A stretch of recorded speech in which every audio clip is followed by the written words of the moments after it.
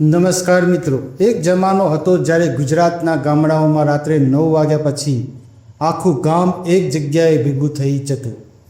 વીજળી હોય કે ન હોય, પણ એક માઇક, એક સ્ટેજ અને આ મહાન કલાકારોના મધુર અવાજ, બસ એટલું જ આખી રાતને યાદગાર બનાવી દેવા માટે પૂરતું હતું.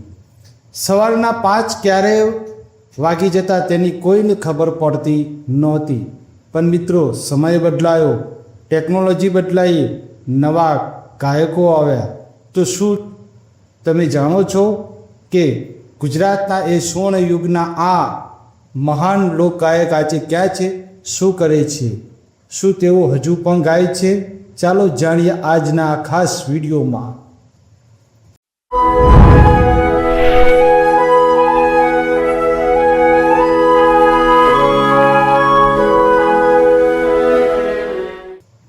પહેલા કલાકાર છે દમયંતી બરડાઈ. આ યાદીમાં સૌથી પહેલા નામ આવે છે દમયંતી બરડાઈનું. એક એવો મધુર અવાજ જેને સાંભળતા જ મનમાં ભક્તિભાવ જાગી ઉઠે. દમયંતી બેન એવા સમયમાં સ્ટેજ પર પોતાની આગવી ઓળખ બનાવી હતી, જ્યારે મહિલા કલાકારો માટે જાહેર મંચ પર ગાવું પણ સરળ નહોતું. તેમણે પ્રાચીન ભજનો, પ્રભાતિયા અને સંતવાણીને ગુજરાતના ઘર ઘર સુધી પહોંચાડવામાં અમૂલ્ય યોગદાન આપ્યું. આજે દમયંતી બેન લાઇમલાઇટથી દૂર છે. તેઓ મુંબઈમાં શાંત અને નિવૃત્ત જીવન જીવી રહ્યા છે.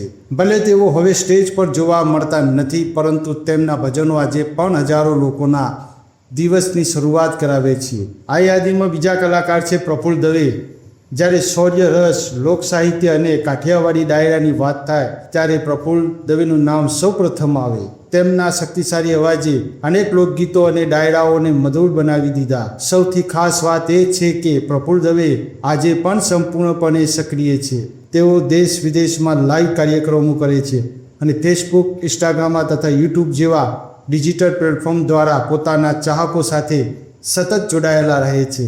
સાથે જ નવી પેઢીને ગુજરાતી લોક સાહિત્ય અને સંસ્કૃતિ સાથે પણ પરિચિત કરાવે છે. આ યાદીના ત્રીજા કલાકાર છે પદ્મશ્રી હેમંત ચૌહાણ. ગુજરાતી ભજનની વાત થાય અને હેમંત ચૌહાણનું નામ ન આવે એવું તો બની જ ન શકે. પંખીડાને આ પાંજરું અને તું રંગાઈ જાને રંગમાં જેવા ભજનો આજે પણ લાખો લોકોના હોઠ પર ગુંજે છે. પદ્મશ્રી સન્માનિત હેમંત ચૌહાણ આજે રાજકોટમાં રહે છે. ઉંમરના આ પડાવે પણ તેમનો અવાજ એટલો જ બુલંદ છે. તેઓ આજે પણ દેશ વિદેશમાં ભજન સંધ્યાના કાર્યક્રમ કરે છે અને પોતાની ઓફિશિયલ યુટ્યુબ ચેનલ પર સતત નવા ભજનો અને આલ્બમ રજૂ કરતા રહે છે. આ યાદીના ચોથા કલાકાર છે રામદાસ ગોંડલિયા.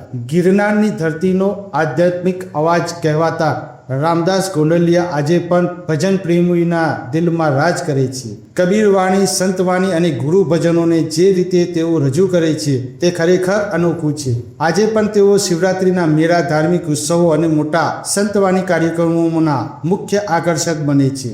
સાથે જ યુટ્યુબ અને સોશિયલ મીડિયા દ્વારા નવી પેઢીને સનાતન પરંપરાના ભજનો સાથે જોડાવાનું કાર્ય કરી રહ્યા છે. આ યાદીના પાંચમા અને છેલ્લા કલાકાર છે સુરેશ રાવળ. સાયલાની ધરતીના ગૌરવ સમાન સુરેશ રાવળને કાઠિયાવાડી દેશી ભજનના રાજા કહેવામાં આવે છે. તેમની તરબદી શૈલી અને સરળ રજૂઆત આજે પણ લાખો લોકોના દિલ જીતી લે છે. સુરેશ રાવળ આજે પણ ગુજરાતી લોક સંગીતના ક્ષેત્રમાં સક્રિય છે. તેઓ નિયમિત ડાયરા અને ભજન કાર્યક્રમો કરે છે અને યુટ્યુબ, ફેસબુક તથા અન્ય ડિજિટલ પ્લેટફોર્મ દ્વારા પોતાના ચાહકો સાથે સતત જોડાયેલા રહે છે. મિત્રો, સમય બદલાય છે, યુગ બદલાય છે, પણ સાચા કલાકારોની ઓળખ ક્યારેય ઓછી થતી નથી. આ તમામ મહાન લોકગાયકોએ પોતાના અવાજથી ગુજરાતી સંસ્કૃતિ, ભજન અને લોક સાહિત્ય જીવંત રાખ્યું છે અને આજે પણ નવી પેઢી માટે પ્રેરણા સ્ત્રોત બની રહ્યા છે. તમને આ પાંચમાંથી કયા કલાકાર સૌથી વધુ ગમે છે? તમારો જવાબ નીચે કોમેન્ટમાં જરૂર લખજો. જો તમને આ વિડીયો ગમ્યો હોય તો એક લાઈક જરૂર કરજો મિત્રો, અને પરિવાર સાથે શેર કરજો. અને આવી જ ગુજરાતી કલાકારો વિશેની રસપ્રદ માહિતી માટે અમારી ચેનલને સબસ્ક્રાઇબ કરીને બેલ આઇકોન જરૂર દબાવજો. ફરી મળીએ એક નવા અને રસપ્રદ વિડીયોમાં. ત્યાર સુધી જય માતાજી.